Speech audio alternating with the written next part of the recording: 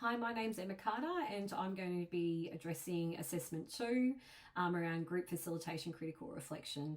Before I start, I'd like to acknowledge the traditional owners of the land that I'm filming this on, the Wurundjeri people, and pay my respects to their elders past, present and emerging. I'm going to start with effective facilitation skills first for question 1. So the first one I'm going to talk about is involving group members. Example, John invited the group to share their experiences or thoughts they had in the last week. Involving members who have been silent helps identify commonalities and differences in their life experiences and solutions to other problems as well. And this is what Yolande calls as universalizing group members. The next skill is attending skills. Although we could not see the members or the facilitators in the group, you could hear May in particular paraphrasing and repeating what the members had said, which helped build rapport and conveyed empathy, respect, trust and honesty, I think, in the group. And it also created good group cohesion and acceptance. For example, May said to Laura, "That's an upsetting experience and I hear what's happening and the feelings of hopelessness." So I think that was a really good way of bringing in the group and getting them to trust, to share those experiences. Then responding skills. So this is where the worker redirects the message that may be more appropriate for what's going on. And we see this example with May when she's got the group of women and they're all talking about Joseph and his behaviour. And what May does in that situation is talks about, what he might be experiencing and redirects their thoughts around what they want to get out of the group, and that although that's been a challenging experience, they've actually found the group really great, and to progress, they need to come back and keep unpacking some of the issues that they want to talk about with parenting. And then we've got supporting group members. So effective facilitation here by May, because she asked the group if it feels good to hear others going through the same thing after a few disclosures or some difficult parenting, and all the group agrees and says yes. May also says she appreciates everyone's contributions and how upfront everyone is. So supporting group members is what Rivers and Toslin say is acknowledging everyone's experience and providing a safe space where those feelings and experiences are accepted. Most members were acting very sympathetically to each other too. And then the last skill I want to talk about that was effective was confrontation skills. So John uses this when speaking with Joseph about his behaviour. I think this was used effectively and included support from the group member Jason. And they were both very gentle in asking Joseph how he was feeling and also reminding him to take it easy. When we're looking at ineffective facilitation, this was the second part of the video. We mostly saw this, and I think the skills of cueing, blocking and guiding group interactions played a big part in this space, or was not seen when it should have been. So for example, when the conflict occurred, the facilitators allowed for the members to basically have a pretty heated discussion, and it escalated quite quick. So May and John tried to block the communication, but I think it was too late once they got to that stage.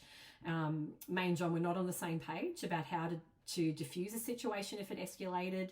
The facilitators should have diffused it before it got to the point where Joseph was standing over Tamara.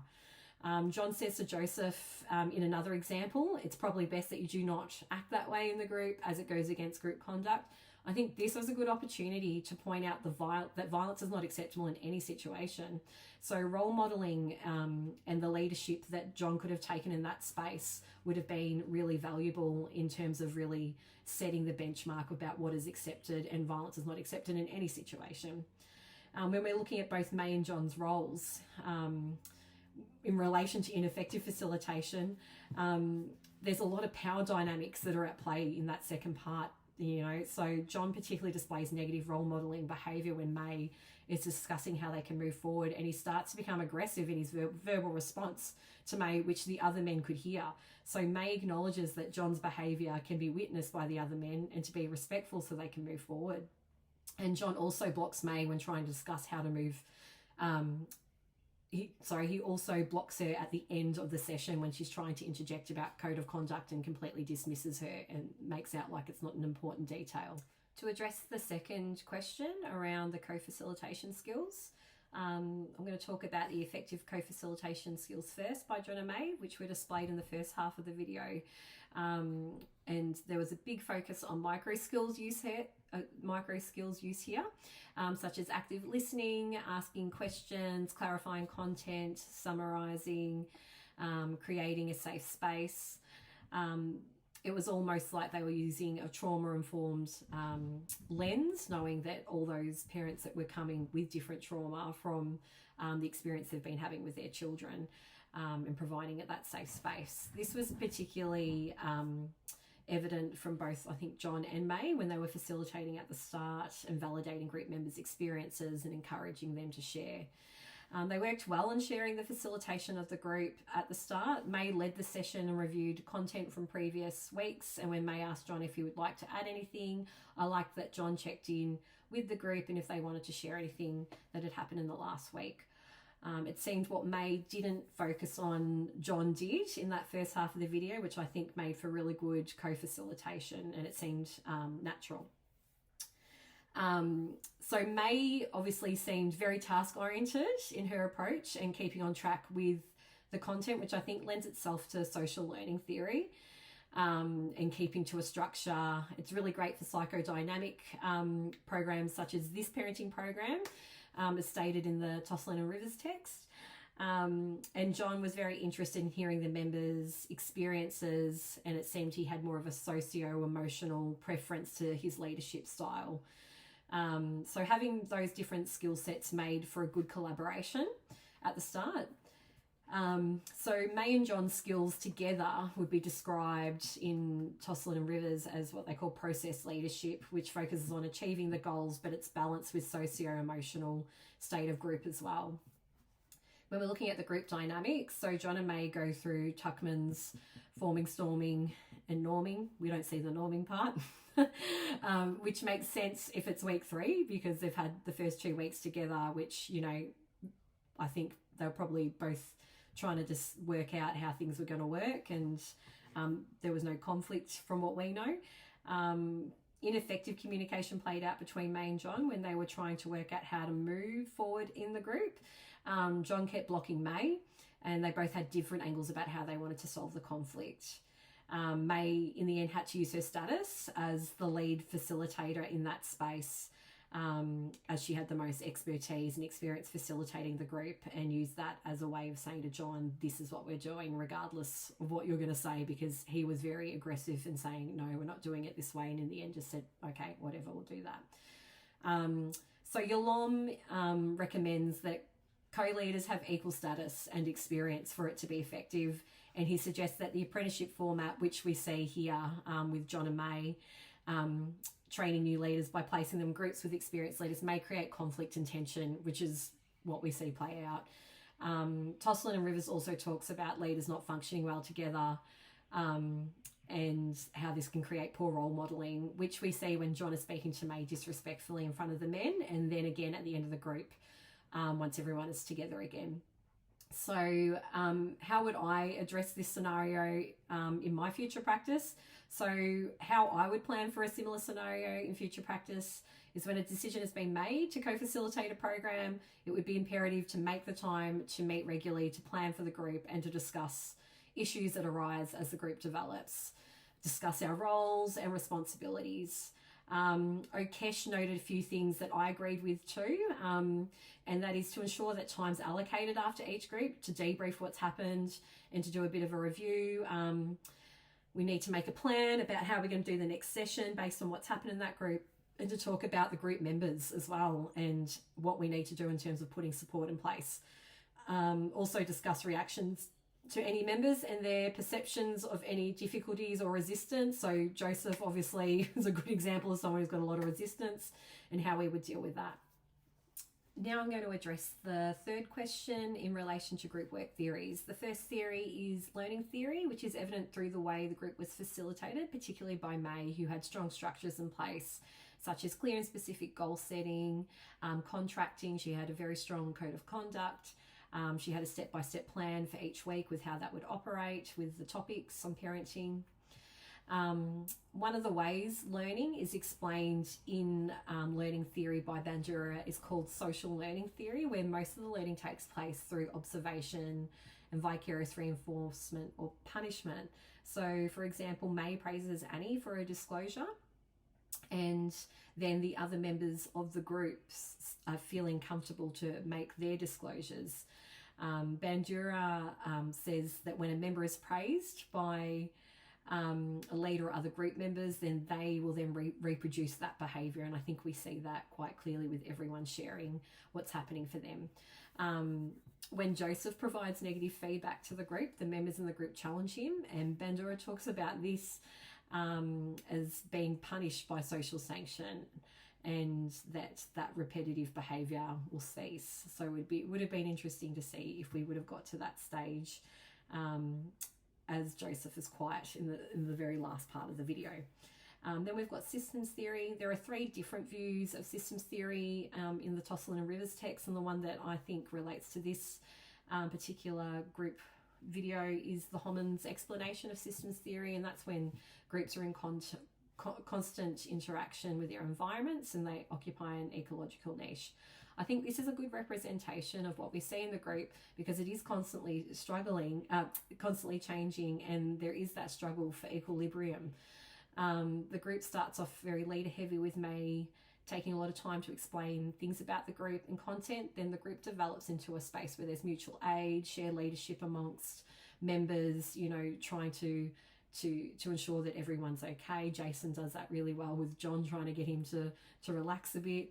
And then we go through the conflict of the group, which most of the group prefers not to have.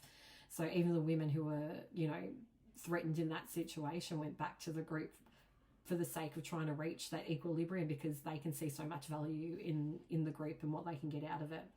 Constructivist empowerment narrative theories. So this focuses on how group members maintain their realities through life stories and subjective experience, and we're hearing a lot of stories in this group.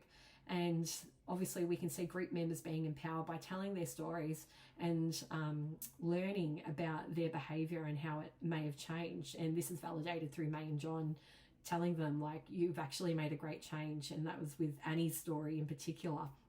And Annie was like, oh, yeah, I've actually, you know, made really good progress, even though her focus was on her losing it, on her son, and her feeling really ashamed about that.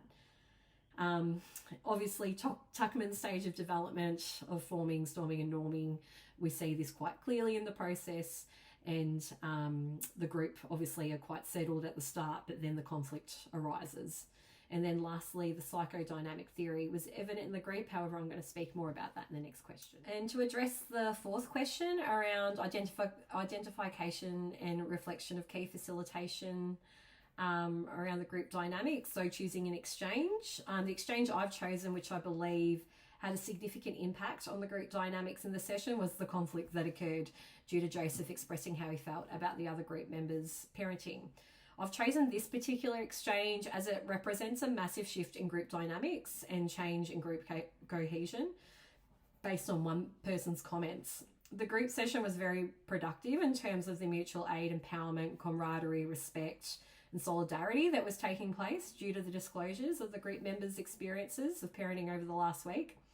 When it's Joseph's turn, he's very honest about his strong feelings towards the rest of the group's parenting. Joseph said to the other group members that they should be ashamed, then directed this comment more so towards the women, with Laura being first and saying your daughter needs boundaries. This created conflict between Joseph and the women, who were arguing back to Joseph about his comments. And then Tamara asked Joseph, you know, not in a threatening way, but, you know, how is your parenting working out for you? And this gets Joseph really upset to the point where he felt it was okay to stand over Tamara and yell at her. I believe psychodynamic theory was evident with Joseph and his reaction to the response by the women who were feeling ashamed and embarrassed about their children with what was happening with them. Joseph was the only one in the group who reinforced those feelings. You know, you should all be ashamed and children need boundaries.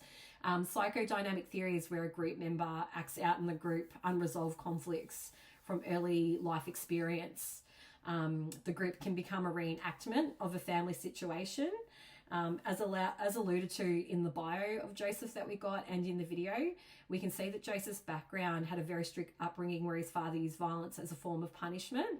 There were clear gender roles and expectation within Joseph's family, and everyone made sure to behave as they knew the consequences from his father. So the women in the video also question if Joseph's response was a result of his upbringing and how uncomfortable he may be with shame. So Joseph's reaction to the women in particular was very aggressive, as Joseph was standing over Tamara, who unfortunately had left an abusive relationship, so it was very triggering for her.